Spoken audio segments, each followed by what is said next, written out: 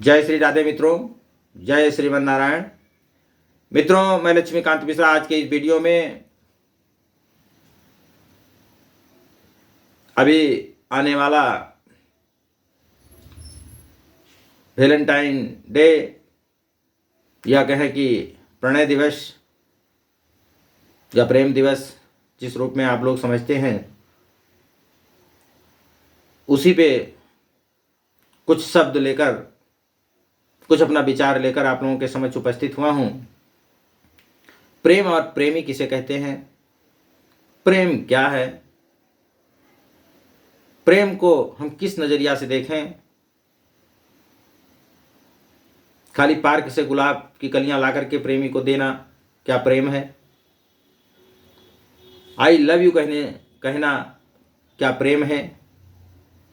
क्या प्रेमी के सामने अपना प्रेम का इजहार करना क्या प्रेम है? तो आइए उसी पर हम चर्चा करते हैं। मित्रों, आज के ज़माने में भगवान कृष्ण का उलाहना दे करके हमारे भाई, हमारे बच्चे, हमारे मित्र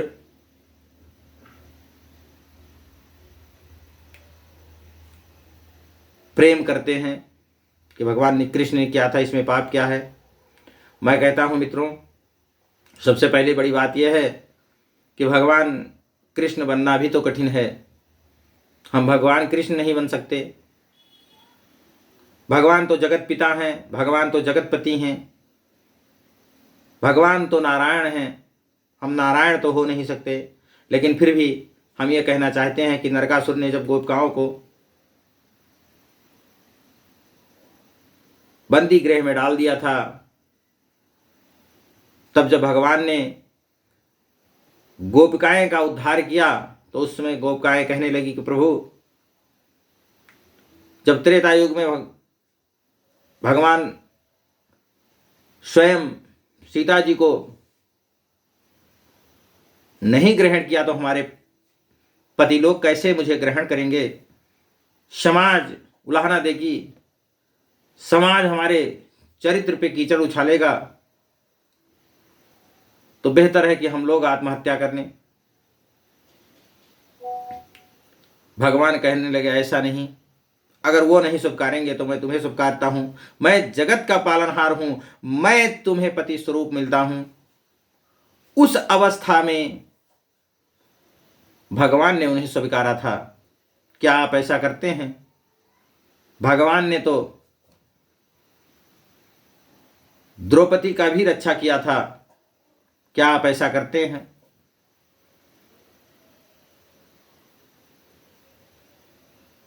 भगवान ने तो कंस जैसे राक्षस का वध किया था। क्या आप ऐसा करते हैं? अगर ऐसा नहीं करते तो उनका उलाहना देना व्यर्थ है। मित्रों, प्रेम क्या है, पहले इसकी परिभाषा समझने की आवश्यकता है। हम प्रेम समझें। प्रेम विशुद्ध है।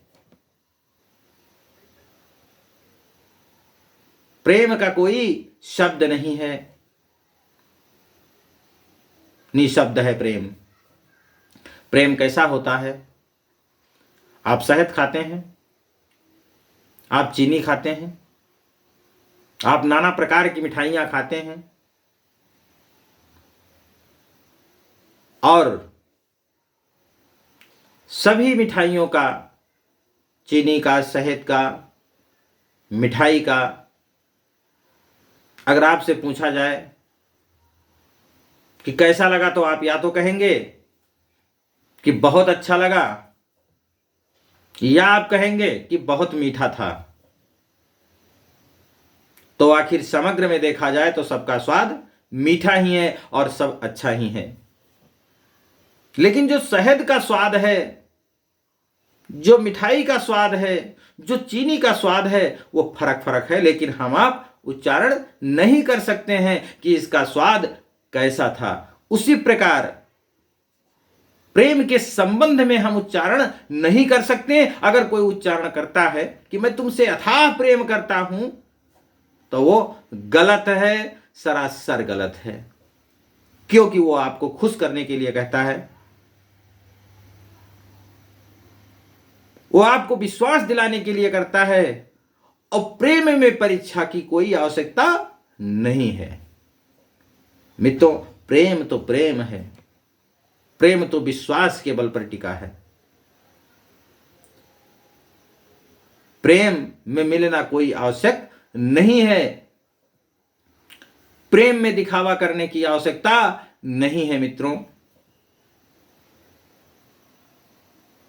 प्रेम शुद्ध ब्रह्मचर्य है, वासना रहित है, इंद्रियों की कोई गुंजाइश नहीं है प्रेम में। व्यक्ति दुख में यह समझ लेता है कि भगवान दुख देते हैं हमारे कल्याण के लिए, उनको सुख होता है, हम इस दुख को मानकर भोग लें, परंतु सुख को सुख मानकर न भोगें। यह बड़ी विचित्र बात है, तो समझने में बहुत मुश्किल भी है। हमें सुख बड़ी प्राप्त हो रहा है, हम खा रहे हैं, हमारी जीभ के द्वारा हमें स्वाद प्राप्त हो रहा है। उस स्वाद सुख को प्रेमी तभी ग्रहण करता है जब उस स्वाद मुख से उस प्रेमास्पद को प्रेमी तभी ग्रहण करता है जब उस स्वाद का अनुभव करता है और पहचान लेता है। हम लोग प्रेमी नहीं हैं, हमें प्रेम राज्य की बातों का पता नहीं है, इसलिए वह पूरी बात तब समझ में आवे जब पूरी बात स्वयं उसके साथ घटित हो।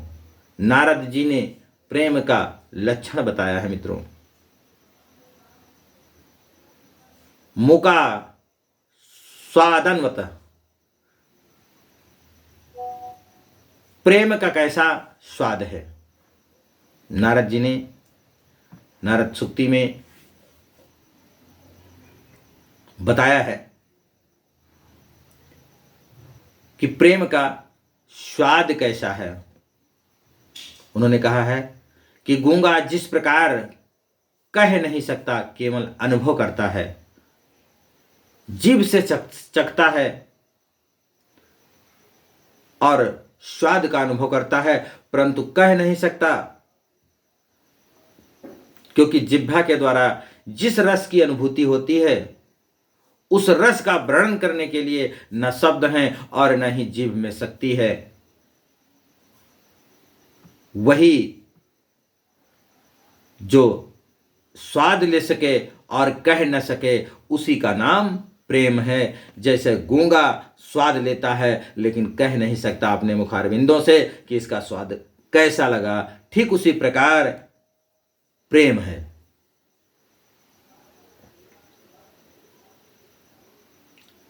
अनिर्वचनीयम प्रेम स्वरूपम, नारद जी ने कहा है। नारद जी के शक्ति सूत्र में 6 बातें हैं प्रेम के संबंध में। यह बहुत समझने का विषय है। हम लोग प्रेम प्रेम बहुत कहते हैं, लेकिन प्रेम का स्वरूप जानना तो अलग रहा, प्रेम के स्वरूप की छाया भी हम नहीं जानते। मित्रों, रामचरितमानस में एक प्रसंग में आया है कि जब भरत जी महाराज वन में गए थे श्री राम को लौटाने के लिए, तब बातचीत हुई, परंतु कोई निर्णय नहीं हुआ था। इतने में जनक जी बीच में आ गए। जब जनक जी आए तब महारानी कौशल्या के बोलने चलने की ताकत तो रही ही नहीं, तो क्या रहा, कौशल्या की अवस्था क्या थी, मुन मत तीर ठाढ़ी अभिलाषी। पुत्र वियोग, पति वियोग कौशल्या के पास था, तो वो किस प्रकार कुछ बातें कह दें, यह अवस्था थी वहां की। अब तो यदि जनक महाराज कुछ कह दें, वहीं यदि राम को समझा दें और राम यदि भरत की बात मान लें, तो भरत का जीवन रह सकता है। चिंता भरत की है।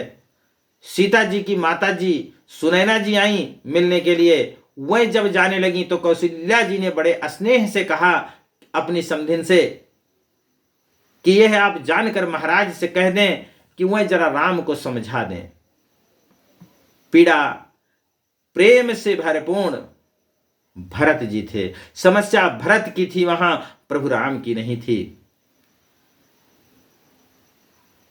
तो कौशल्या माता ने इस बात को कहा कि मैं जरा राम को समझा दे तो कार्य बन जाएगा, भरत का जीवन रह जाएगा। भरण प्रतिज्ञा ले चुके थे कि अगर राम नहीं लौटे तो मैं प्राण को त्याग दूंगा। वह गई और एकांत में अपने पति से अपने समधिन का संदेश कह दिया। वहां पर जनक जी ने जो कहा है उसे तुलसीदास जी ने बड़ी मार्मिक भाषा में लिखा है।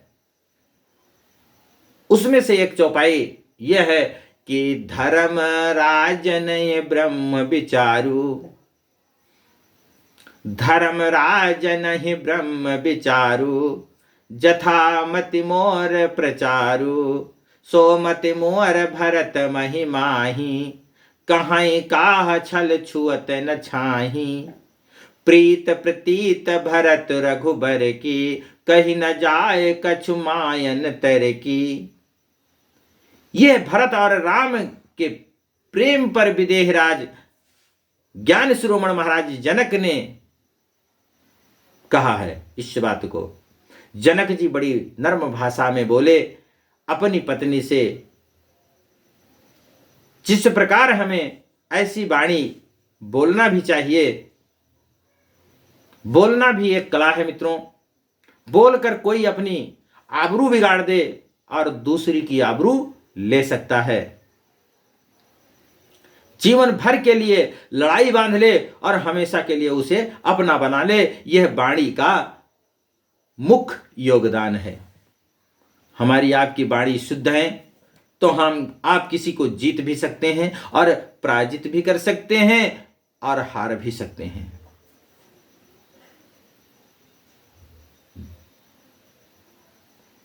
जनक जी ने उसी बात को बड़े सुंदर से अपने रानी से कहा, सुनैना से कहा कि रानी, राजनीति में जथा मति मुअर पर चारू, इनमें कुछ कुछ मेरा प्रवेश है।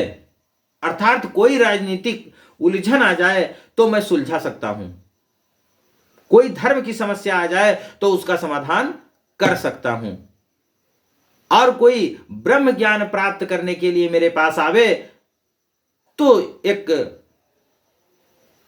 ऋषि होने के नाते, एक मुनि सिद्धांतवादी होने के नाते ब्रह्म ज्ञान मेरे द्वारा मिल सकता है उसको। परंतु वह मेरी बुद्धि भरत की महिमा का बखान तो क्या करे, उसकी छाया को भी छल से भी नहीं स्पर्श कर सकती। सोमति मुअर भरत महिमाही, कहीं काह छल छुअत न छाही। इस प्रकार महाराज जनक ने अपनी पत्नी सुनैना को समझाया कि भरत के अंदर प्रेम है, उस प्रेम को कैसे शांत किया जाए, उस प्रेम को कैसे समझाया सकता है। राम और भरत की प्रीति समझ में तो आती है परंतु कहने में नहीं आती।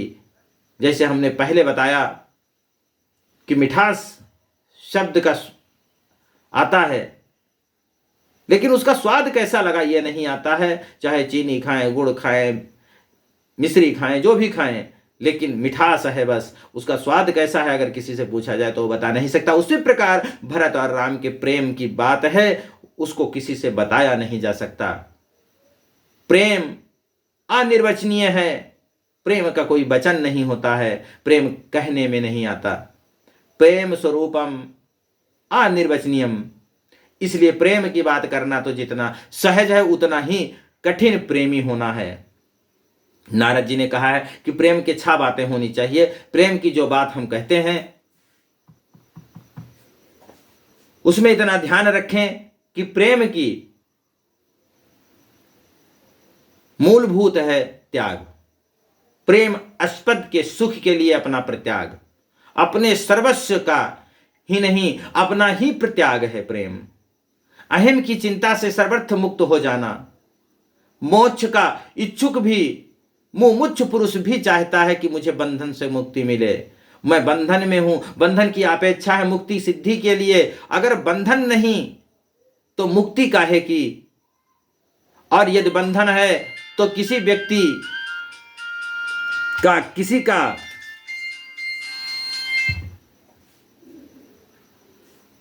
अहम का है, इसलिए मुक्ति जो चाहता है उसके पास अहम है, गया नहीं है। परंतु प्रेमी के पास अहम रहता है, वो अनिर्वचनीय है। त्याग प्रेम की भित्ति है, उसमें छह बातें प्रधान हैं। प्रथम है गुण रहितम।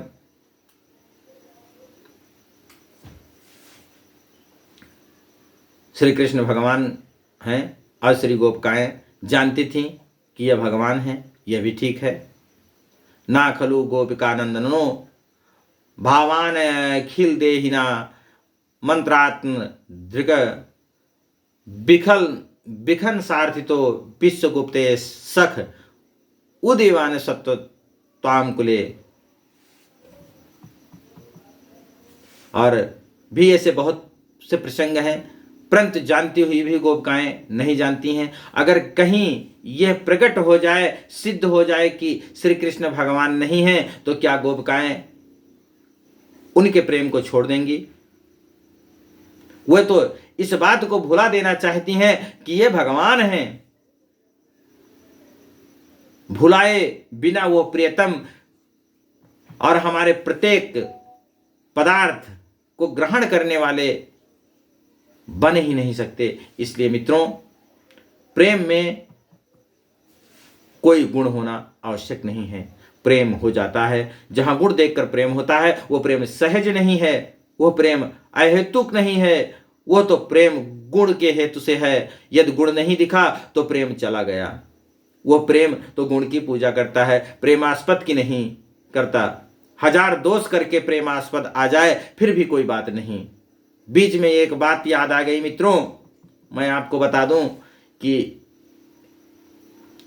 एक पतिव्रता स्त्रियों के काम की बात है, उनके लिए जानने की जरूरत है। स्वामी श्रद्धानंद नाम कुछ लोगों ने सुना होगा।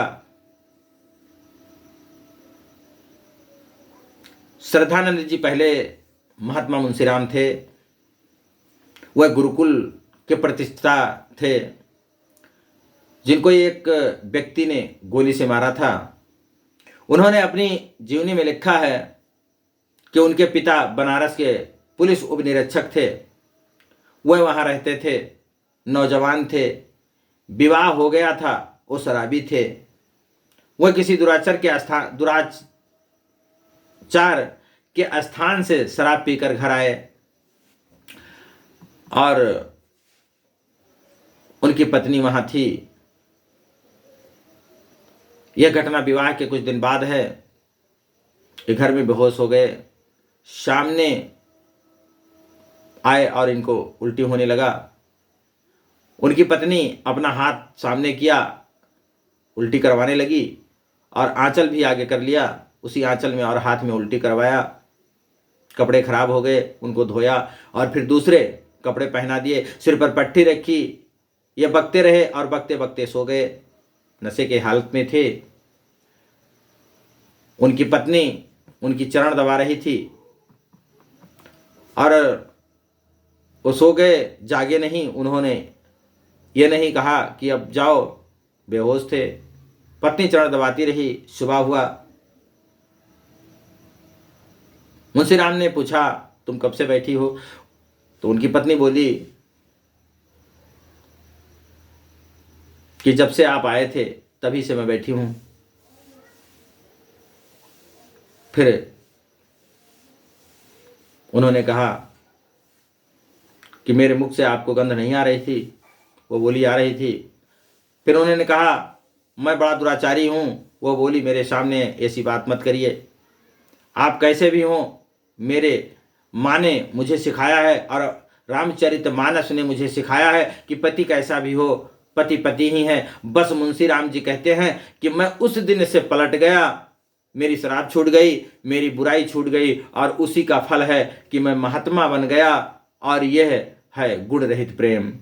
वहां उस प्रेम में गुण नहीं देखा गया। मित्रों,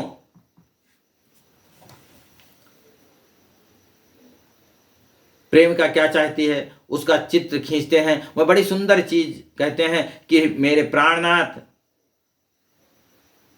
चाहे मुझे हृदय से लगा लें, चाहे ठोकर मार के गिरा दे, अथवा दर्शन न देकर मुझे सदा सदा मर्म पीड़ा पहुंचाते रहें, वह लंपट हो परंतु मेरा प्राणनाथ तो वही है, दूसरा कोई नहीं। यह है गुण रहितम। जहां गुण देखकर प्रेम होता है, कोई दूसरा कोई नहीं। यह है गुण रहितम। जहां विद्या देखकर प्रेम होता है, कुल देखकर प्रेम होता है, वो प्रेम उन वस्तुओं को लेकर है, वह प्रेम आत्मा की प्रीति नहीं है। इसलिए प्रेम गुण नहीं देखता, यह एक बात है। दूसरी बात है कामना रहितम। प्रेम कामना रहित होता है। जिस प्रेम में कामना है, जिस प्रेम में बदला पाने की जरा भी इच्छा है, जिस प्रेम में निज सुख की वांछा है, जो प्रेम लोक परलोक हेतु है, वह प्रेम इन प्रेमियों की भाषा में प्रेम नहीं है। वह तो कामना से कलंकित प्रेम के नाम को दूषित करने वाला भाव है। जो काम परंतु नाम उसका प्रेम कर दिया। नाम चाहे काम हो परंतु प्रेम हो। मित्रों,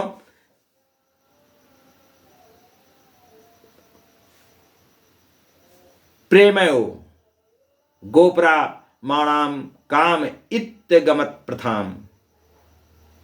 गोप्रामाओं के प्रेम का नाम है, नाम काम है, लेकिन उसमें कामना नहीं।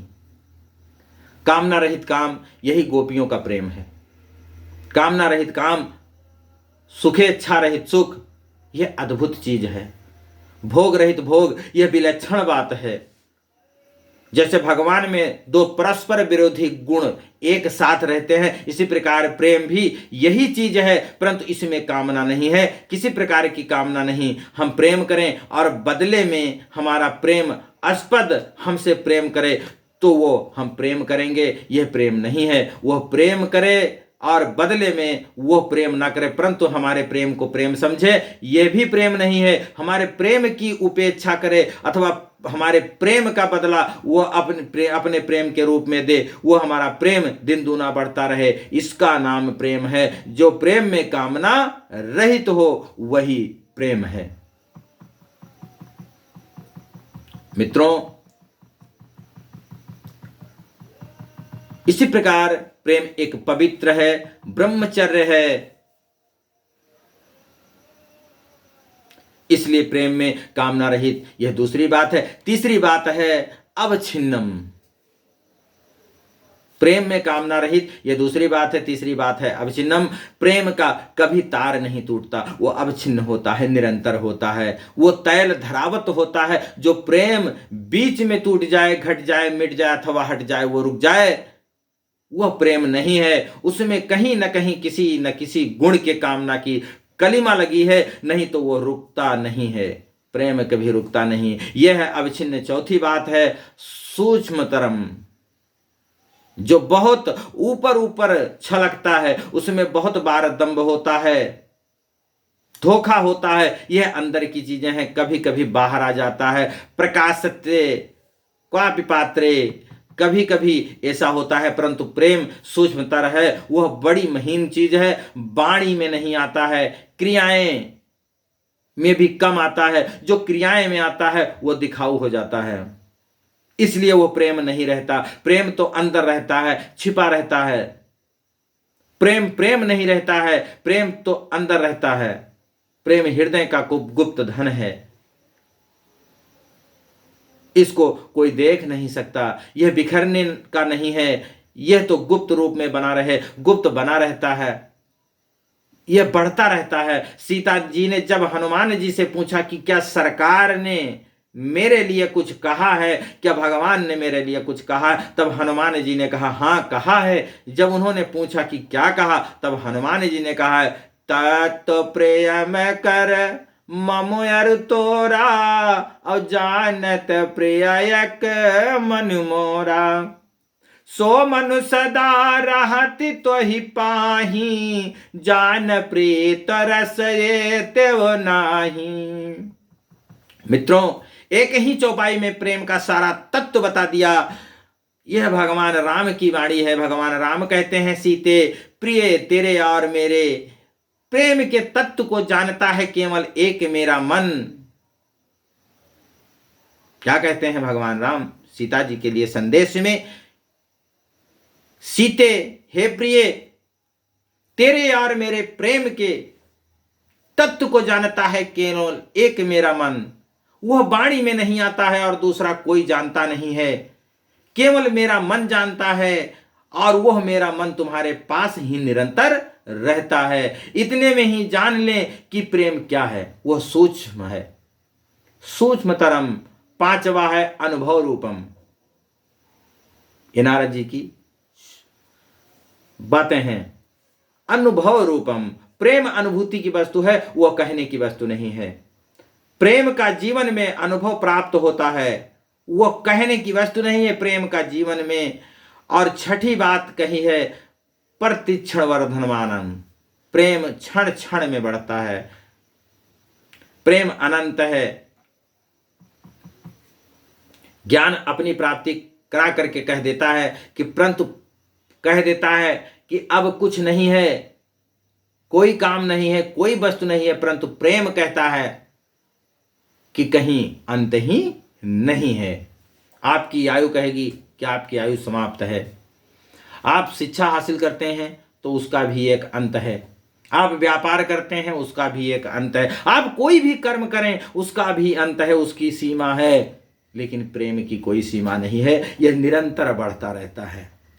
ये 6 बातें प्रेम में होनी चाहिए, तब वह प्रेम प्रेम होता है। इसमें जितना जितना विकास होता है, उतना उतना ही प्रेम में पवित्रता आती है। इसलिए जहां ये बातें हैं, वहां निज सुख भोग, आत्म सुखेच्छा और प्रियतम से कुछ पाने की इच्छा, प्रेतम के द्वारा सुख भोग की इच्छा होती ही नहीं। अतएव प्रेतम के द्वारा मिलने वाला सुख इसलिए स्वीकार किया जाता है कि वह प्रेतम को सुख देने वाला है।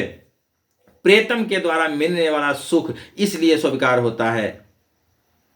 जिस अपने सुख में अपना सुख नहीं है, बल्कि प्रेतम का सुख है, वह सुख प्रेम का सुख है। और जिस अपने सुख में प्रेतम का सुख हो या ना हो, अपना सुख हो, वह है भोग सुख। उसे प्रेम नहीं कहते। यही भोग और प्रेम का अंतर है। निजेंद्रिय प्रीति इच्छा तार नाम काम, कृष्ण सुख इच्छा धरे प्रेम नाम।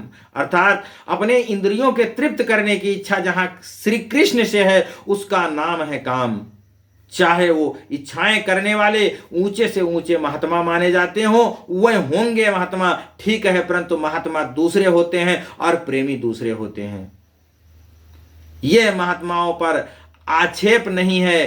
प्रेमी महात्मा नहीं बनना चाहते हैं। प्रेमी को महात्मा बनने की आकांक्षा नहीं है और आवश्यकता भी नहीं है। वह तो अपने को प्रेमी भी नहीं कहता है। वह तो प्रेमास्पद को सुख पहुंचाने का एकमात्र यंत्र मात्र है। प्रेमास्पद उसके द्वारा सुख प्राप्त करते हैं। मैंने पूर्व में कहा है कि एक विशुद्ध प्रेम ही इस प्रकार का महान तत्व है जो निष्काम, पूर्ण काम और आप्त काम भगवान में कामना पैदा कर देता है। उस सुख के रास स्वादान के लिए वास्तविक कामना खेल नहीं है और दंभ भी नहीं है। भगवान में दंभ होता ही नहीं, परंतु वह प्रेम इस प्रकार की वस्तु है कि उसमें इतना पवित्रतम रस है और उस रस का आस्वादन भगवान करना चाहते हैं। क्यों? उन प्रेमियों को रसास्वादन कराने के लिए। इसलिए प्रेम में सबसे ऊंची चीज है भोग सुख सर्वथा अभाव और भगवान सुख का सर्वथा भाव। भगवान सुख की इच्छा ही प्रेमी का स्वरूप, प्रेम का स्वभाव, प्रेमी का जीवन और प्रेमी का सर्वस्व है। मित्रों, यही है प्रेम की परिभाषाएं, प्रेम का उद्देश्य। तो मित्रों, अगर जहां कामना रहित है वही प्रेम है, जो कामना से मुक्त है वही प्रेम है। मित्रों, आइए हम आपको प्रेम के संदर्भ में एक छोटा सा प्रेम का महत्व